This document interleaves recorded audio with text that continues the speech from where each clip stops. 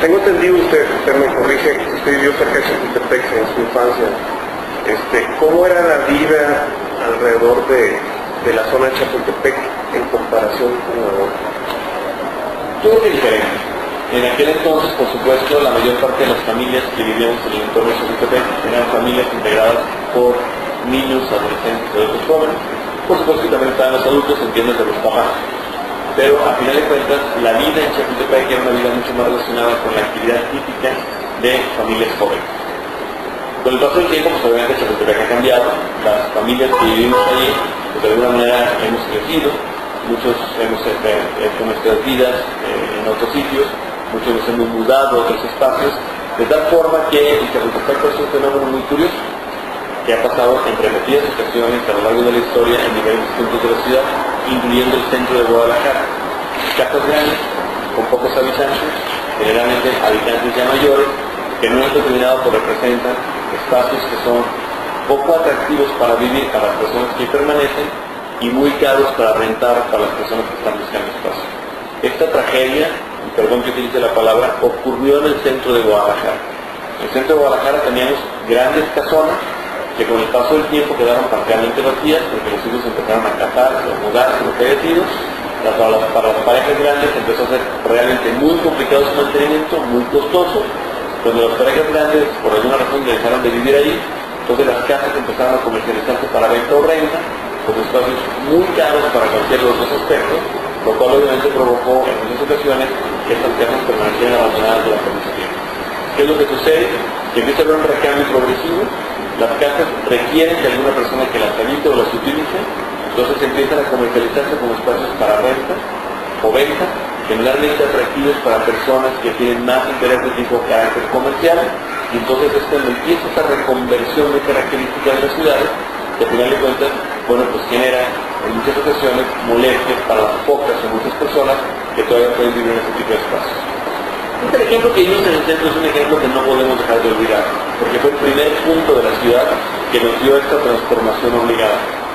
Hoy hay otras zonas de la ciudad que no han llegado a este proceso, pero que están muy cerca de él. Y que si nosotros como tapatíos no tomamos decisiones inteligentes para proteger este tipo de espacios, pues corremos el riesgo de que pasen fenómenos como el que tenemos hoy en el centro, en donde de tener 150 habitantes por hectárea en el año 1950, pues hoy tenemos 60 habitantes por hectárea.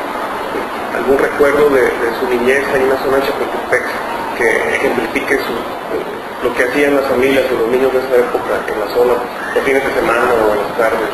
Bueno, yo llegué a Chapultepec y bueno, no hace tantos años, hace tan solo 30 años que salí de vivir ahí y 48 que llegué a vivir ahí porque mis padres vivían ahí cuando yo nací.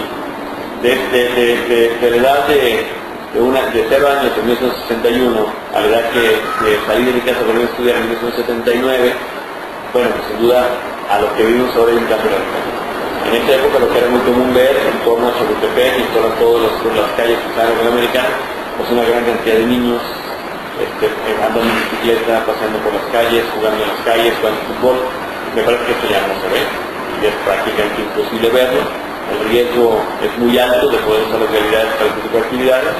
Sin embargo, eso no le quita a Chapultepec una imagen muy interesante, derivado de aquel fenómeno que le comentaba hace un momento, del recambio progresivo que ha tenido Chapultepec, en donde algunas cosas de carácter, digamos, yo diría, provocados por la propia autoridad o por la sociedad civil, como ha sido una dinámica muy interesante de conciertos, se lleva a cabo por ejemplo la fiesta de la música, o cosas de ese tipo, pero por otro lado tener una dinámica independiente, una dinámica no planeada, pero sin duda muy interesante desde el punto de vista cultural, ya sigue un punto interesante para que los libreros vendan sus libros, para que los artesanos tengan lugar de venta y exposición, pero también para que las librerías se pongan ahí. Hay que recordar que hoy tenemos, por ejemplo, en San Chapultepec, con librerías tan importantes como la del Fondo de Cultura Económica, como la Gandhi, como la Gondi, por mencionar tan solo un ejemplo de 3 librerías que entre ellas están a menos de una cuadra de distancia. Ya para terminar la última pregunta, ¿cómo le gustaría a usted que se recordara su gestión desde el punto de vista urbanístico? En el sentido de qué le dejó a la ciudad. Como una administración que primero logró una recuperación integral del centro histórico, que eso me parece muy importante. 2, que le apostó a la recuperación de los espacios públicos.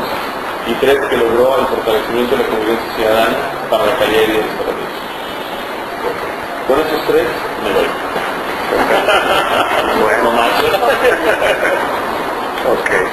¿Cómo es? ¿Qué opinas? No,